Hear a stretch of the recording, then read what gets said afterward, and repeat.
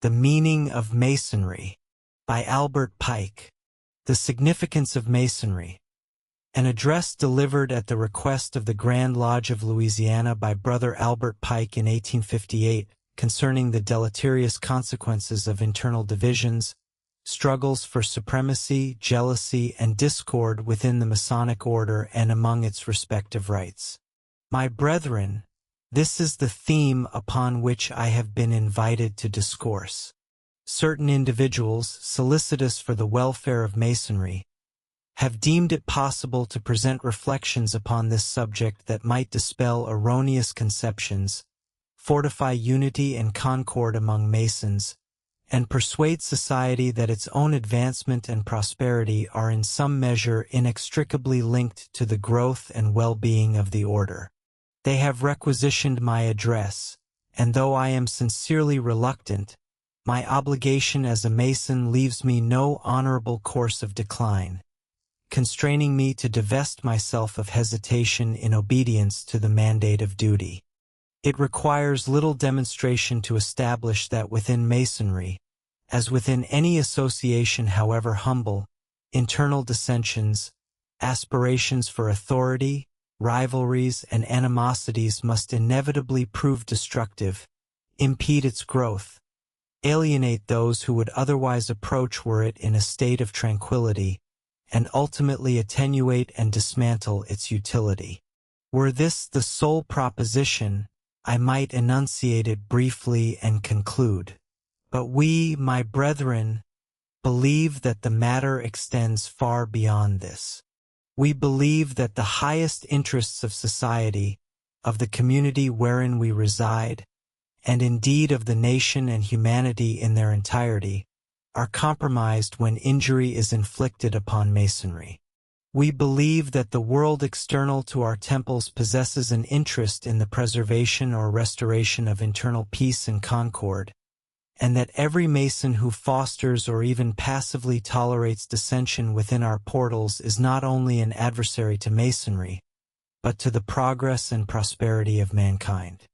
It is indeed true that statesmen and men of affairs habitually accord little consideration to the steadfast labors and silent influence of Masonry.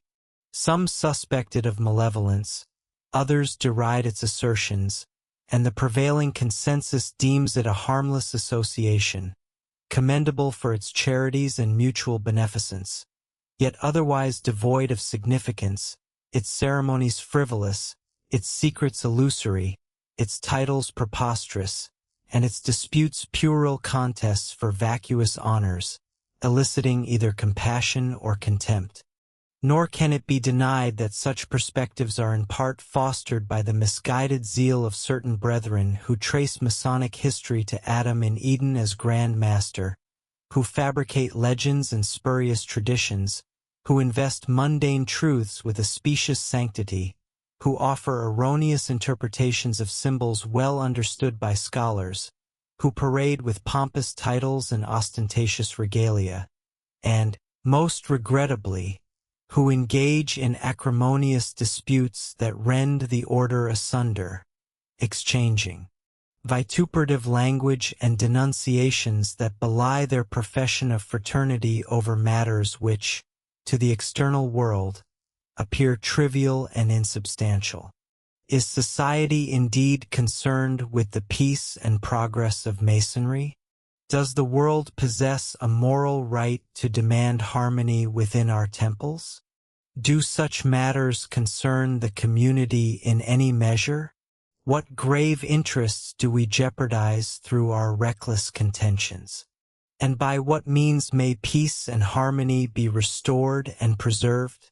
These are the inquiries I have been requested to contemplate. To do so, we must first determine what Masonry is, what its objectives are, and by what methodologies it endeavors to accomplish them. The welfare of any populace, like that of any individual, is threefold: physical, moral, and intellectual. No people remains stationary in any of these spheres. A nation either advances or retrogrades. Akin to ascending an icy acclivity, progression demands unremitting exertion, whereas to fall one need only cease to strive. The happiness and prosperity of a people consist in advancing simultaneously along all three dimensions: physical, moral, and intellectual.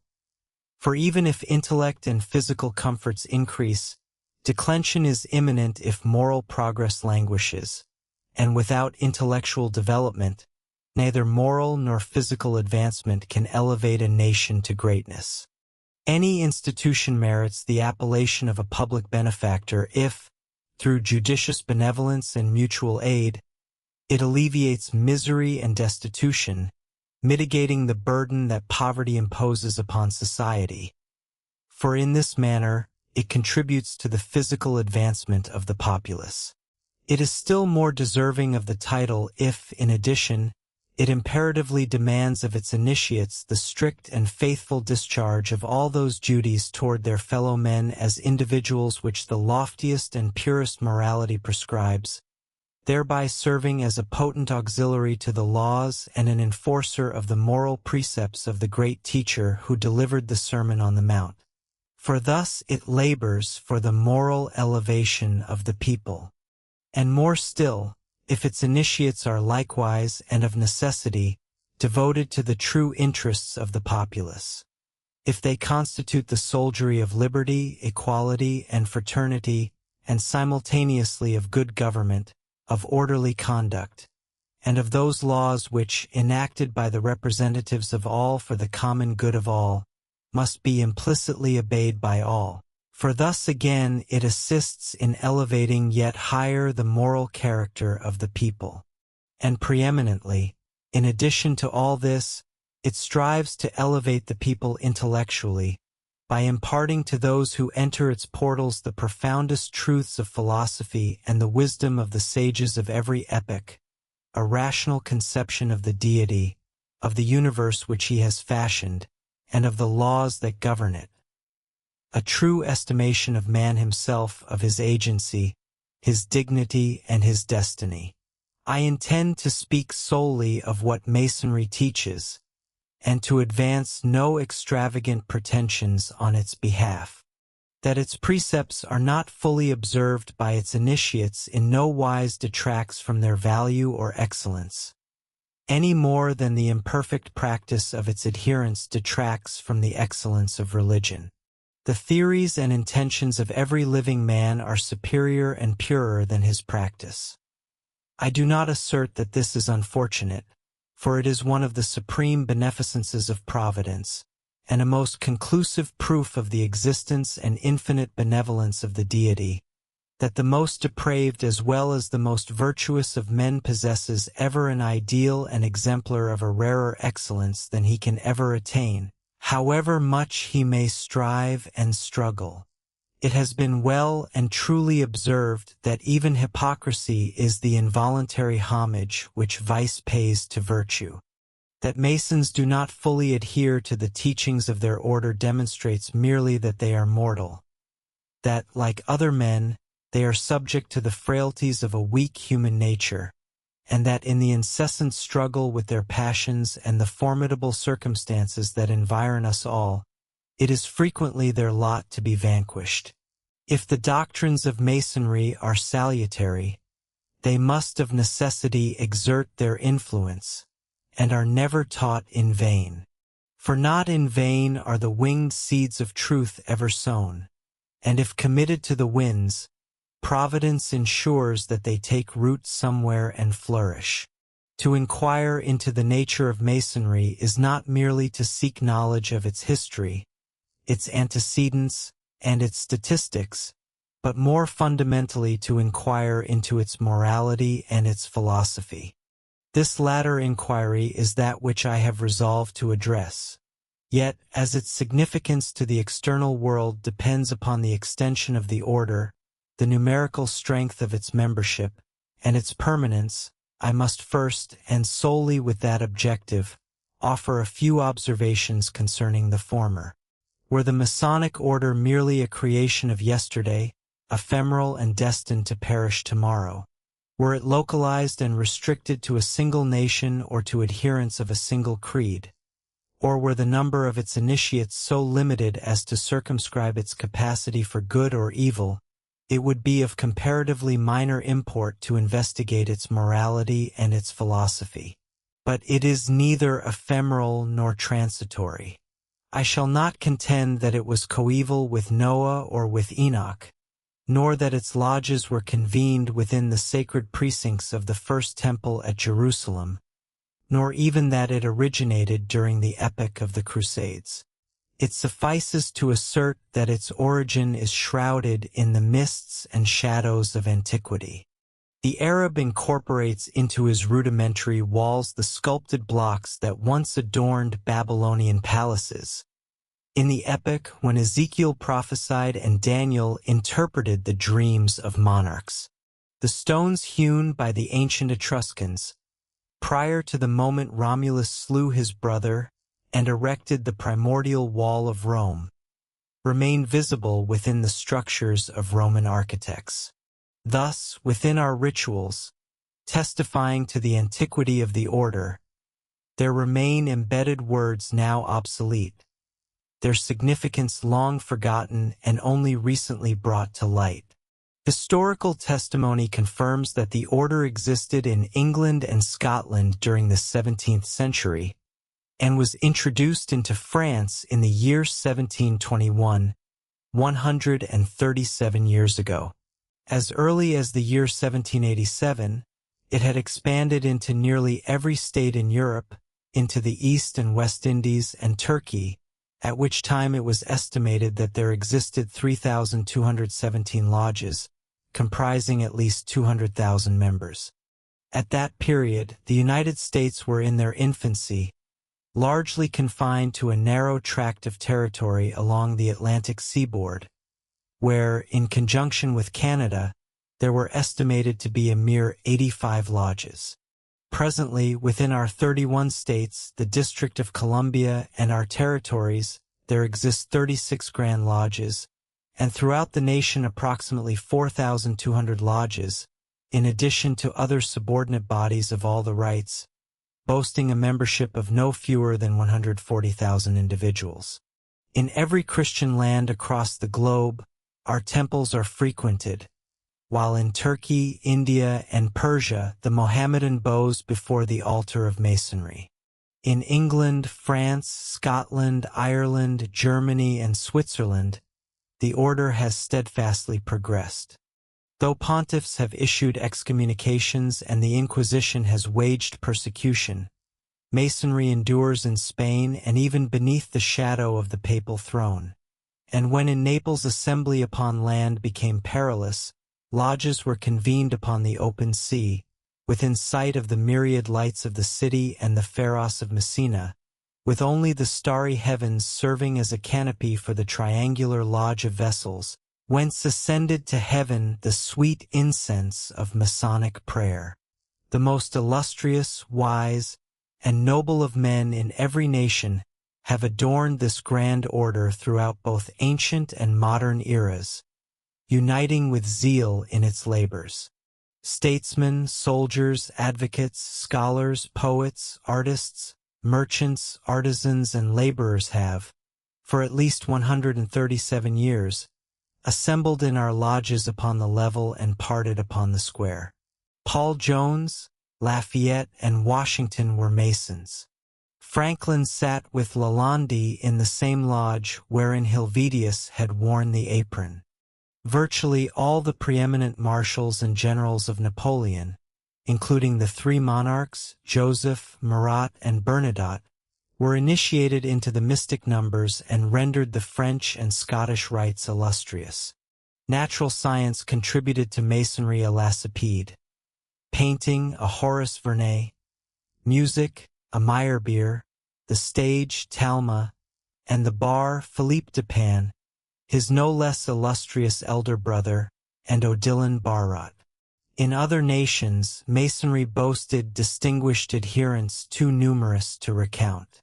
And in the present era, within our own land, its initiates occupy the highest offices of the nation, guide the helm of the ship of state, serve within the departments of state, war, and the interior, preside upon the judicial bench, and represent our republic at foreign courts.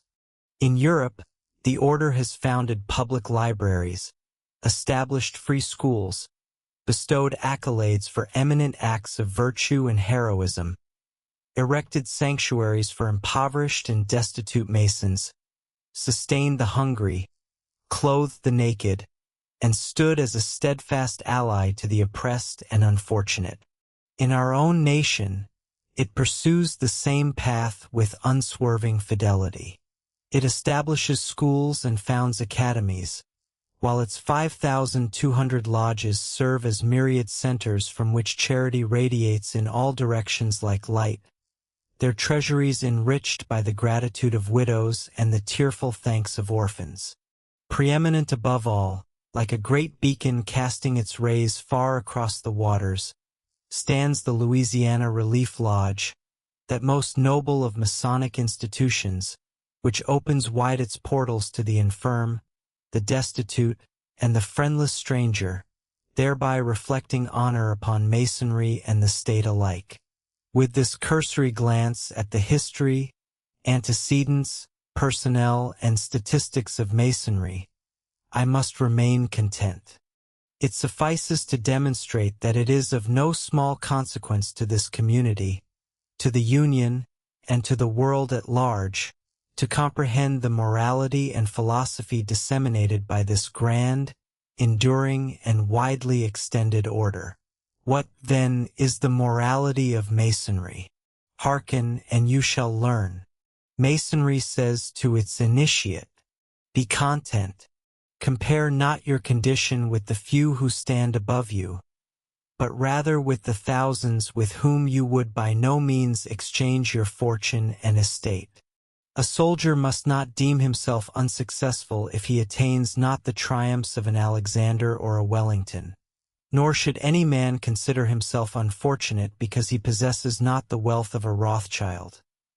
Rather, let the former rejoice that he has not been brought low like the myriad generals who fell, horse and rider, before Napoleon, and the latter, that he is not the mendicant who, in the bleak winter wind, extends his tattered hat for alms.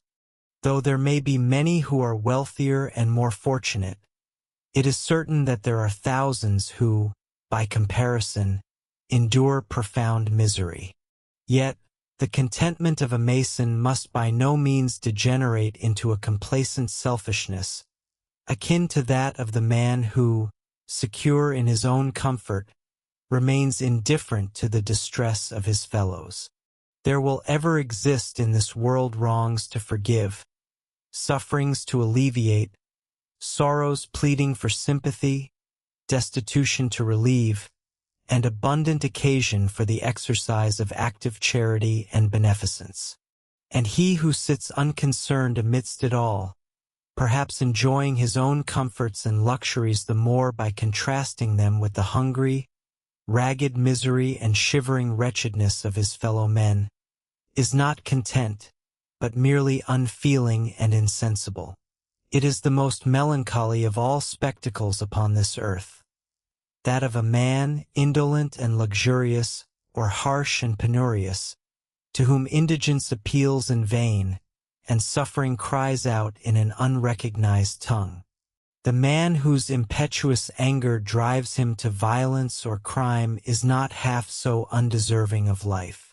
Such a one is the faithless steward who embezzles that which was entrusted to him for the benefit of the penniless and impoverished among his brethren. The true Mason must be, and must possess the right to be, content with himself, and this he can achieve only when he lives not for himself alone, but for others who require his assistance and hold a claim upon his sympathy. Charity, as an elegant writer of antiquity observes, is the great channel through which God pours all his mercies upon mankind. For we obtain absolution for our transgressions in proportion to our forgiveness of our brother. This is the rule of our expectations and the measure of our desire in this life, and upon the day of death and judgment, The final sentence upon mankind shall be determined according to our almsgiving, which constitutes the other half of charity. God himself is love, and every measure of charity dwelling within us is a participation in the divine nature. These principles Masonry translates into practice, and by them it expects its initiates to be guided and governed. It addresses them in the words of the illustrious Roman. Men in no respect so nearly approach the deity as when they confer benefits upon their fellow men. To serve and benefit as many as possible, there is nothing greater in your fortune than that you should be able, and nothing nobler in your nature than that you should desire to do so. It demands that every man perform some service, within and according to his means, and if not individually, then through collective association. A lodge may assist in founding a school or an academy, and failing that, it can at least educate a single boy or girl, the offspring of an impoverished or departed brother. Moreover, it must never be forgotten that within the most destitute and neglected child, seemingly abandoned to ignorance and vice, there may slumber virtue, intellect, and genius, and that in rescuing him from the mire and providing the means for his education and development, the lodge may confer upon mankind a benefit as sublime as that bestowed by John Faust, the youth of Mentz, who revealed to the world the art of printing. For we can never fathom the ultimate significance of our deeds. The daughter of Pharaoh scarcely envisioned what she was accomplishing for humanity, or the vast, unimaginable consequences suspended upon her charitable deed, when she drew the infant of a Hebrew woman from the rushes along the banks of the Nile and resolved to rear him as her own. How frequently has an act of benevolence, costing the benefactor but little, gifted the world with a great painter, a great sculptor, a great musician, or a great inventor. How often has such a deed transformed a destitute youth into a benefactor of his race? For there is no law, thanks be to God, that limits the harvest to be reaped from a single good deed. The widow's mite may be not only as acceptable to the Almighty, but may yield results as magnificent as the wealthiest, most ostentatious offering. Masonry inculcates upon the master a duty of care and kindness toward the slave whom God has placed under his power and protection. It enjoins upon the employers of men, in mines, manufactories, and workshops, consideration and humanity toward those who depend upon their daily labor for sustenance, and to whom unemployment signifies starvation, whilst excessive toil brings fever, consumption, and death. While it instructs the employed to be honest, punctual, and faithful, as well as respectful and obedient to all lawful commands, it also teaches the employer that every man or woman who desires to labor possesses an inherent right to employment. Furthermore, that these, as well as those who by reason of sickness, infirmity, senility, or infancy are incapable of labor, possess a right to be nourished, clad, and sheltered from the inclement elements. It declares that he commits a grievous sin against Masonry, and in the sight of God should he close his workshop or factory, or cease to operate his mine, simply because they do not yield him what he deems a sufficient profit, thereby dismissing his workers to starvation. Or should he depress their wages to so low a standard that they and their families cannot be fed, clothed, and comfortably housed, or must, through excessive toil, surrender their very blood and life in exchange for a miserable pittance. His duty as a Mason and a brother peremptorily commands him to sustain the employment of those who would otherwise be afflicted by hunger and cold, or driven to theft and vice, and to compensate them with just wages, even though it may diminish or eliminate his profits, or even deplete his capital. For God has merely loaned him his wealth, appointing him his almoner and steward to administer it. Not only in their charitable works, But in every other aspect of life, Masonry demands that its initiates be generous, not scrupulously calculating to return no more than they receive, but rather desiring that the balance upon the ledger of benefits should remain in their favor. He who has received full recompense for every benefit and favor he has bestowed is, in the view of the order, like a spendthrift who has dissipated his entire estate and laments over an exhausted exchequer.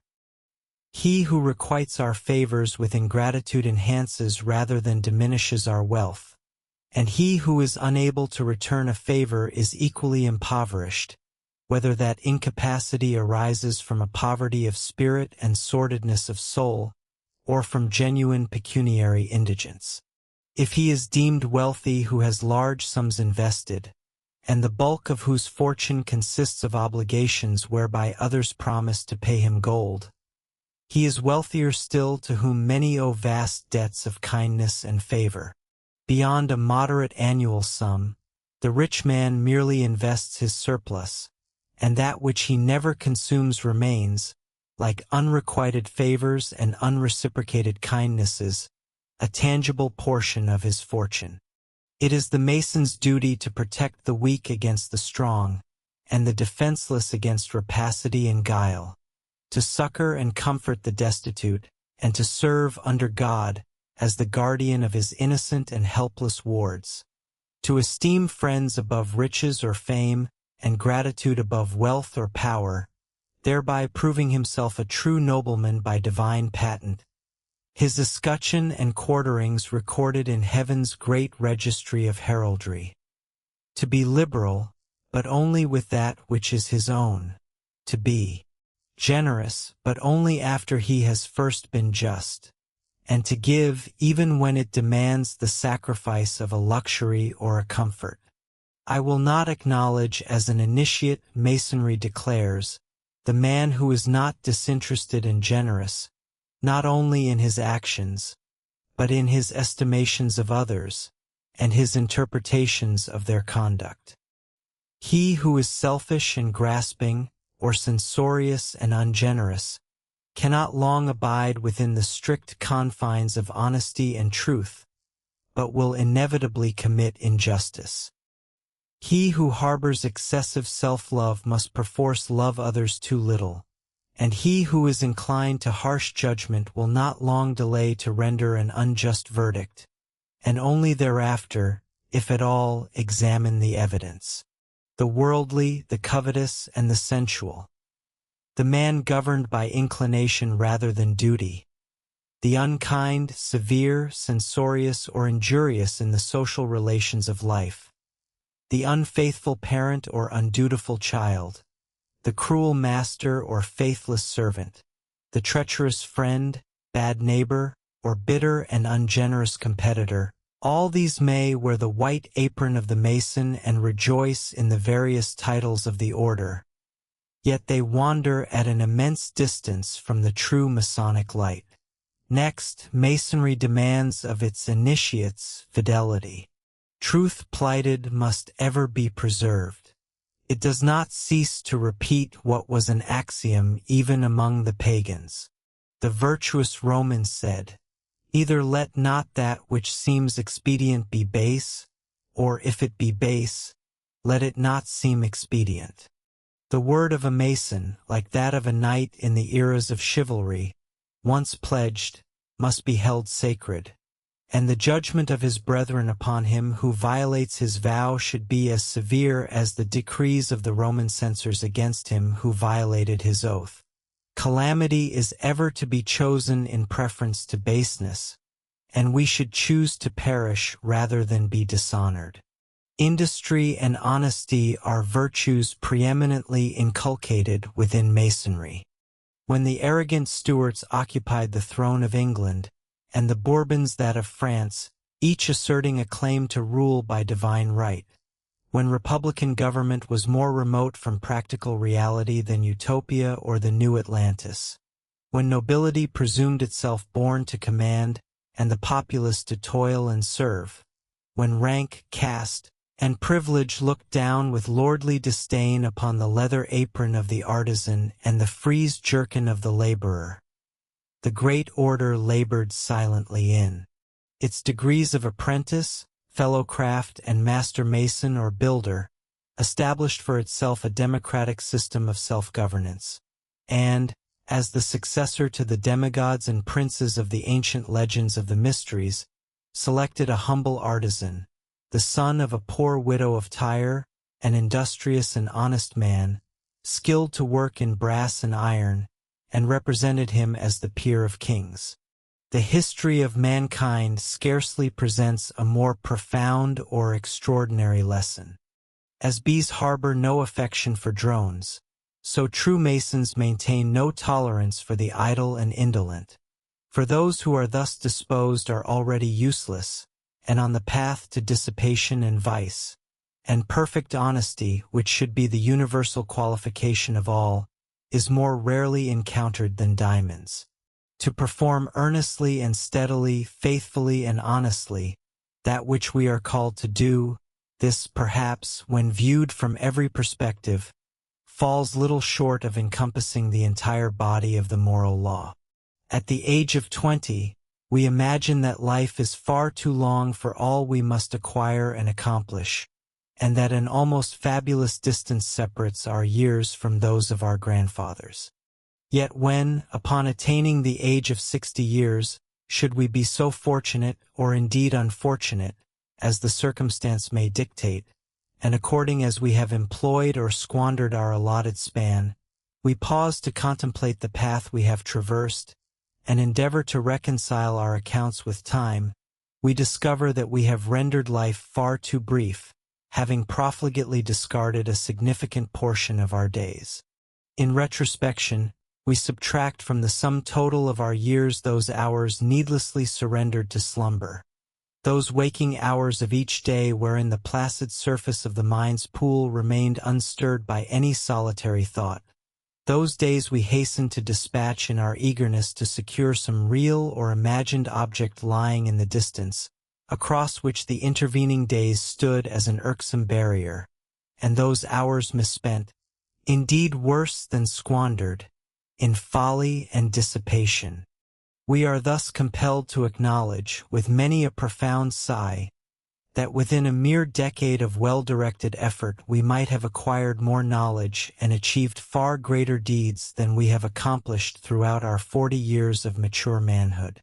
To learn and to achieve, such is the veritable labor of the soul in this earthly realm. The soul develops as surely as does the mighty oak. Just as the tree assimilates the atmosphere, the airborne particulates, the dew and rain, and the nutrients gathered about its roots in the earth, transmuting them through its mysterious chemistry into sap and fiber, wood and foliage, blossoms and fruit, flavor, hue and fragrance.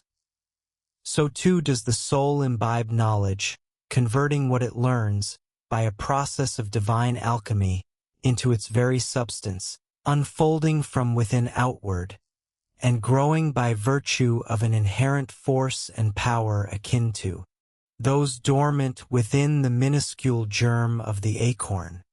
To sleep sparingly and study assiduously, to speak rarely, and to listen and reflect profoundly, to acquire knowledge so that we may be empowered to act, and thereupon to perform earnestly and vigorously whatever is demanded by duty, by the welfare of our peers, our nation, and humanity. These are the obligations that Masonry imposes upon its initiates. It demands of them integrity in covenants, sincerity in assertions, simplicity in transactions, and fidelity in execution. It addresses them in the laconic phrasing of an ancient writer: utter no falsehood whatsoever, neither in matters minor nor momentous, neither in substance nor in circumstance, neither in word nor in deed. That is to say, feign not what is false, assert not what is untrue, and permit the measure of your affirmation or denial to be governed by the comprehension of your counterparty. That any individual should suffer detriment through our agency, our direct action, or our deliberate intent, is contrary to the tenets of equity, justice, and charity. In such a case, we fail to extend to others that which we might reasonably desire they should render unto us, for we enrich ourselves upon the ruins of their fortune. The upright Mason desires to receive nothing from another without rendering a just equivalent. And by virtue of this uncomplicated principle, Masonry discourages wagers and gaming among its members, even as it censures him who accepts wages or emoluments for a labor he is incompetent to perform, or demands recompense exceeding the honest and customary value of his services. Likewise, it condemns the merchant who disposes of an inferior article at the price of a sound one, and the speculator who exploits the necessities and distresses of his fellow men as his treasury. It declares to every Mason, it should be our earnest desire so to live, transact, and deport ourselves that, when our hour of dissolution arrives, we may declare, and our consciences may affirm, that no man on earth is poorer by reason of our wealth, that what we possess has been honestly acquired through labor or purchase, and that no individual, and most assuredly no widow or orphan, can stand before God to assert that, under the rules of equity administered in his supreme chancery, the dwelling wherein we expire, the lands we bequeath to our heirs, or the wealth that enriches those who survive to bear our name, belongs to them rather than to us, and that we, in that celestial tribunal, were merely their unfaithful trustees. For it is indisputably certain that God is just, and will rigorously enforce every such trust, and that to all whom we despoil, to all whom we defraud, and to all from whom we wrest any possession without rendering a full and equitable equivalent, he will decree a complete and bountiful restitution. Take heed, therefore, it admonishes every brother, that thou accept no wages, in this world or elsewhere, that are not rightfully thy due. For if thou dost, thou committest a wrong against another by seizing that which, in the chancery of God, belongs of right to him, whether that which thou hast so taken be wealth, rank, influence, or reputation. Again, it exhorts him, be zealous and faithful, be disinterested and benevolent, act as a peacemaker in the event of dissensions, disputes, and discords among the brethren.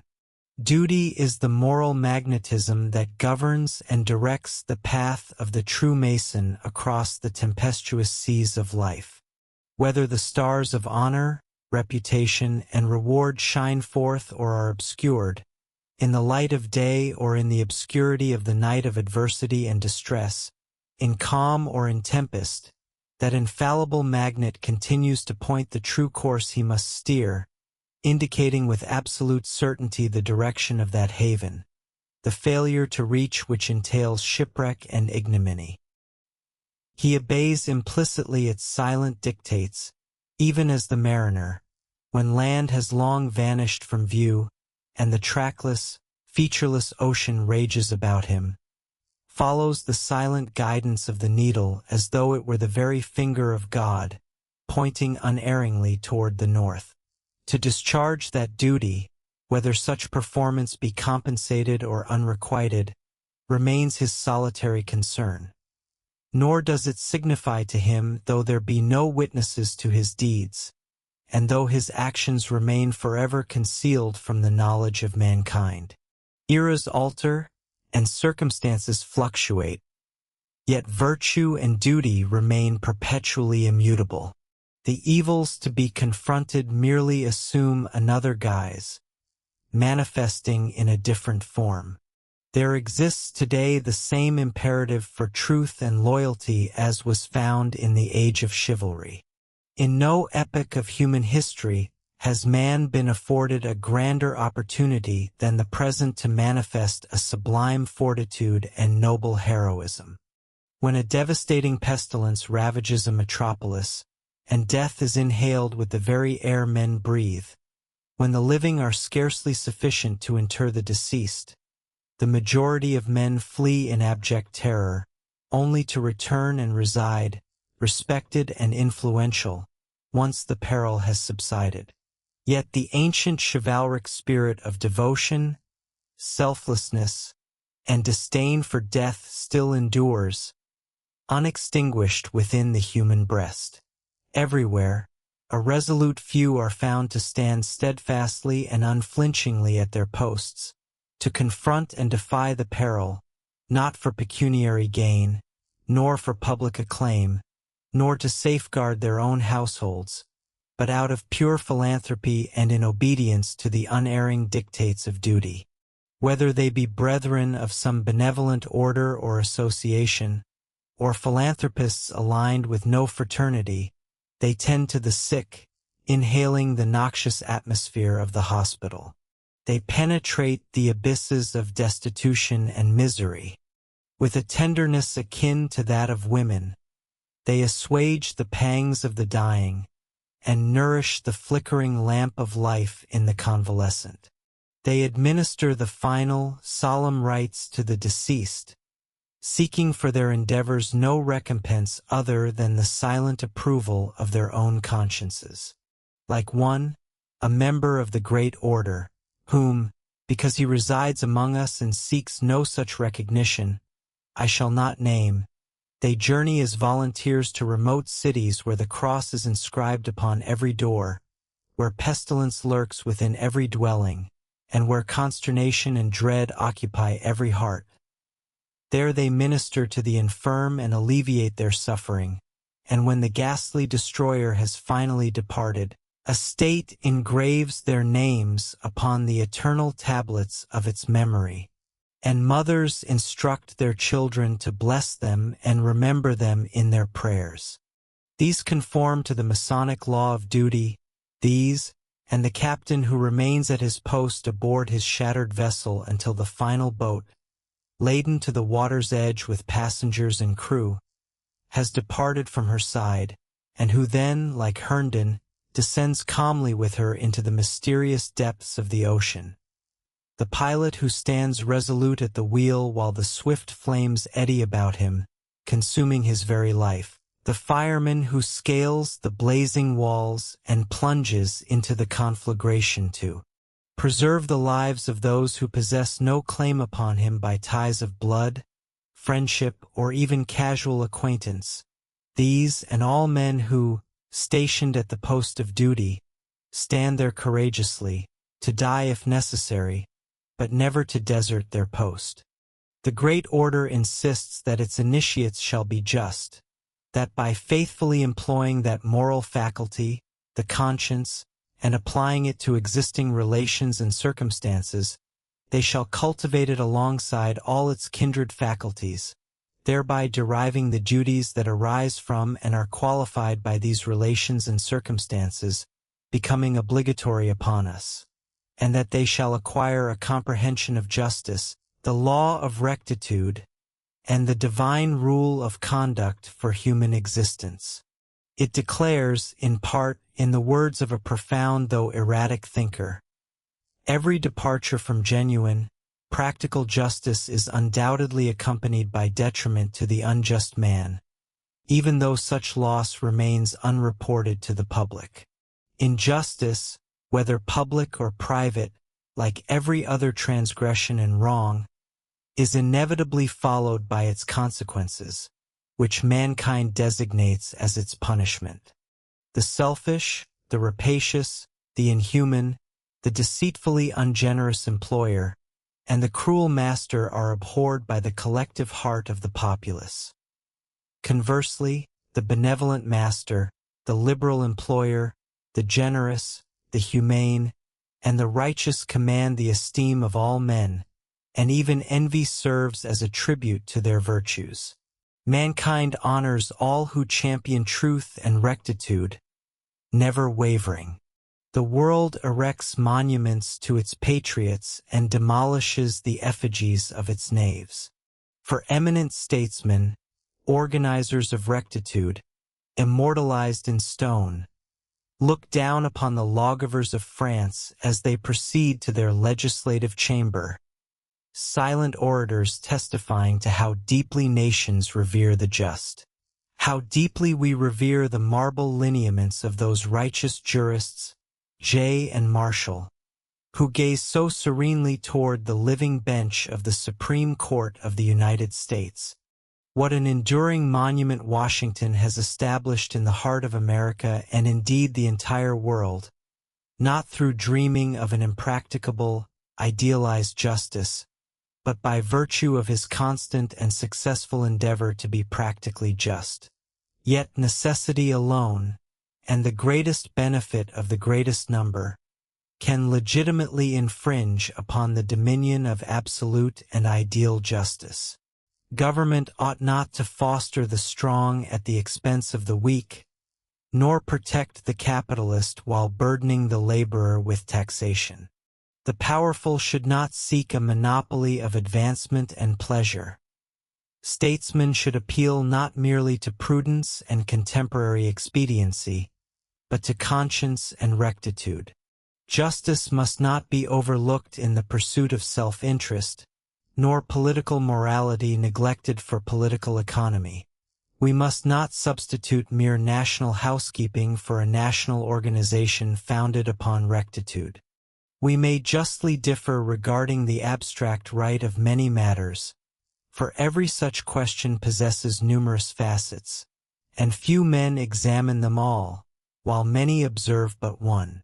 Yet we all readily discern cruelty, unfairness, inhumanity, partiality, rapacity, and harsh dealing by their unsightly and familiar lineaments.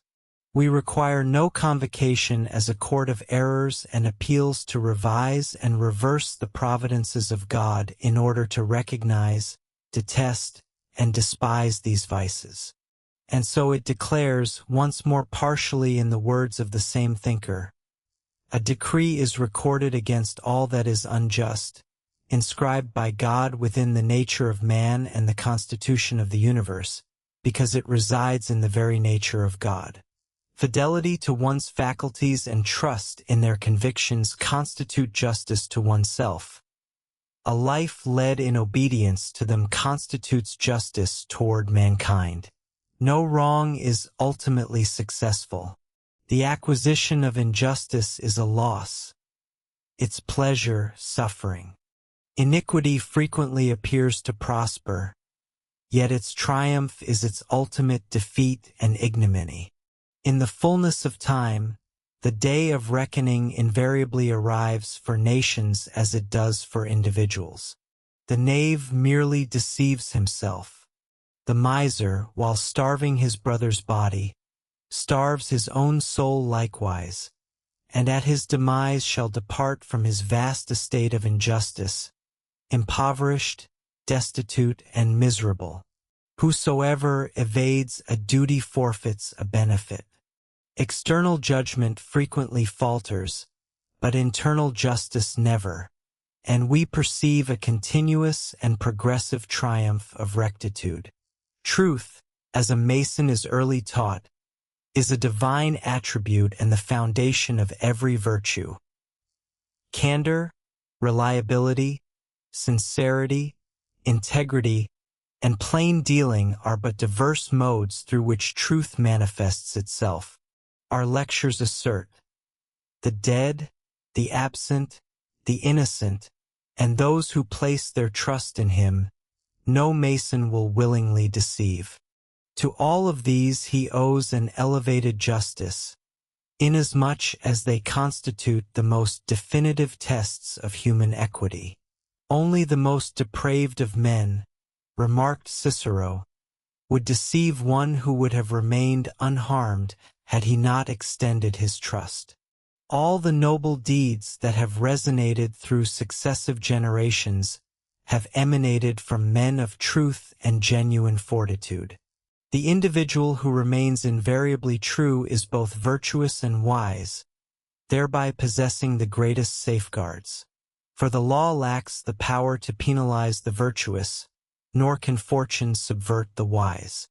In this era of exaggeration and insincere profession, wherein books are written, published, and even read with the sole design of instructing the rising generation how readily a fortune may be amassed by ensnaring the gullible with falsehoods, and when for an individual to render a true or fair account of a speech or argument directed against his own opinions or party is an occurrence so rare that its appearance at distant intervals well-nigh compels the most obstinate skeptic to abandon his disbelief in miracles. In this age, when falsehoods manufactured for effect, the articulation of which is a talent yielding a handsome revenue, can be printed by steam press and disseminated upon the invisible wings of the telegraph, Masonry steadfastly adheres to its ancient moral precepts, declaring to its initiates, "Speak ever the simple truth, neither more nor less, or else remain silent." And it adds, "Be thou no talebearer, nor retailer of scandal, for he who indulges in such practices is certain frequently to exceed the truth. With the errors and indeed the transgressions of other men, which do not personally affect us or our own, and which require no condemnation of ours to be deemed odious, we have in truth no concern. The journalist possesses no special license constituting him the arbiter of morals. No obligation rests upon us to proclaim our disapproval of every injudicious, improper, or wrongful act committed by our fellow man. One is under no compulsion to enlist in the constabulary, or to act as a spy and an informer. One ought, as an eminent German philosopher remarks, to write or speak against no other person in this world. Each individual within it has sufficient occupation in watching and keeping guard over himself. Each of us is sufficiently afflicted in this great lazaretto, and journalism and political discourse constantly recall a scene once witnessed in a small infirmary, where it was dreadful to hear how the patients mockingly reproached one another with their respective disorders and infirmities, how one, reduced to a skeleton by consumption, jeered at another bloated by dropsy, how the leper derided his roommate's facial cancer, and he in turn laughed at his neighbor's paralysis, until at last a delirious fever patient sprang from his bed and stripped away the coverings from the wounded bodies of his companions, leaving nothing to be seen but hideous misery and mutilation. If we would but perceive it aright, is the practice of parading before the world every domestic tragedy and every instance of disreputable villainy any less repugnant, or any more beneficial to humanity? Not infrequently, the censure directed at human conduct by those who have self-elected and commissioned themselves as guardians of public morals is entirely unmerited. Frequently, such condemnation is not merely unwarranted, but commendation is rightfully owed instead. Moreover, even when censure is deserved, it is invariably excessive and, consequently, unjust. Even the individual who errs and commits transgressions often possesses a tranquil home, a peaceful hearth, a gentle, affectionate wife, and innocent offspring who remain ignorant of his misdeeds, whether those misdeeds belong to a past long repented, or to a present destined to be expiated hereafter through sincere penitence, profound anguish, and bitter remorse. Or, should they be aware of them, they love him with yet greater devotion, recognizing that as a mortal he has erred, and as a being created in the divine image he has repented or will, swayed by their tender and gentle influence, repent and offer atonement, provided no unbidden censor intrudes between him and his family. That every blow directed at this husband and father strikes brutally at the hearts of his wife and daughters, forcing them, despite their innocence, to share in the ignominy cast upon him, fails to arrest the hand of the modern guardian of public morals. Rather, with a boldness reminiscent of Caesar, he strikes and destroys, subsequently calling upon those whose depraved appetites he has gratified to admire and laud him for his magnanimous and manly deed. If one seeks, observes an ancient writer, for haughty and affected demeanors, one shall, for the most part, encounter them among men of low station. Arrogance is a noxious weed that invariably flourishes upon a dunghill. No arrogance is more egregious than the public proclamation of other men's errors and failings by those who comprehend only the basest elements of human conduct, and who make it their vocation to defile honorable reputations. It is no more honorable today than in times past for an individual to become a perpetual spy upon the conduct of others and a universal purveyor of gossip, even if he is fortunate enough to possess a printing press and type, thereby enabling him to retail his slander to a multitude rather than to a single listener. Consider, indeed, a gentleman adopting as his livelihood the practice of dredging the moral sewers of a city for every instance of base vice and repulsive depravity, which, for the honor of humanity, ought to be consigned to oblivion, and subsequently standing at street corners to retail them verbally to whatever prurient and bestial audience might listen, receiving for his pains a mere sixpence deposited in his palm. The same ancient author adds, in words singularly applicable to the present day, their malice renders them sharp-sighted, quick to observe a fault and publicize it, and, through distorted interpretations, to corrupt those deeds which the doer's conscience affirmed to be honorable. They elevate the vices of others on high, exposing them to the gaze of the world. Should they be unable to wound with proof, they will do so upon mere probability, and failing that, they manufacture falsehoods as God created the universe out of nothing, fully aware that the populace will believe them, because assertions are more likely to command belief than denials are to discredit them, and because a lie travels swifter than an eagle flies, while refutation lags behind at a snail's pace and, faltering, never overtakes it. Within these words, Masonry establishes its precept. If there be virtues, and thou art summoned to speak of him who possesses them, do thou proclaim them impartially. And if there be vices commingled with them, be thou content that the world should learn of them through some tongue other than thine. For even if the wrongdoer himself merits no compassion, his wife, his parents, his children, or other innocent persons who hold him dear may well deserve it. The Mason is consecrated to the cause of liberality and toleration in opposition to fanaticism and persecution, both political and religious, and to the cause of education, instruction, and enlightenment in opposition to error, barbarism, and ignorance.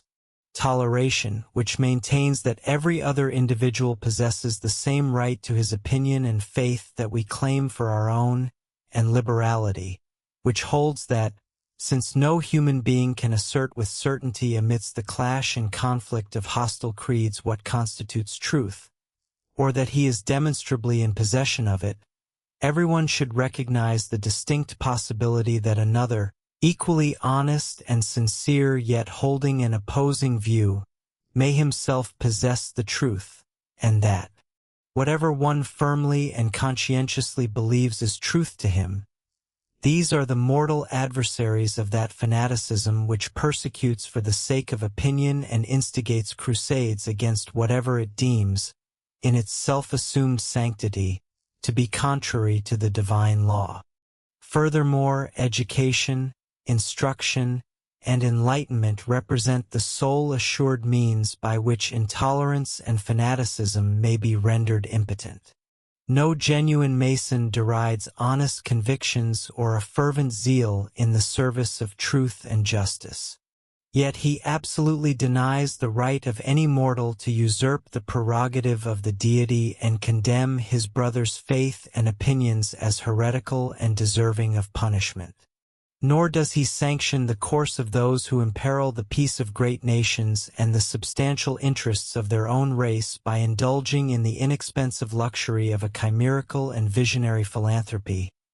Individuals who gather their robes about them to avoid contact with their fellow men, and deem themselves closer to heaven by proclaiming their own sanctity. For he is well aware that intolerance and bigotry have proved to be infinitely greater scourges to humanity than ignorance and error. He does not forget that Galileo was. Do you want access to this and all the complete audiobooks on the channel, plus the ebook version? Click the link in the description or scan the QR code in the left corner of the screen to access our library, where you can listen to your favorite esoteric books without ad interruptions, lock your screen, or use other apps while the narration plays, and even download the ebook version to follow along as you listen.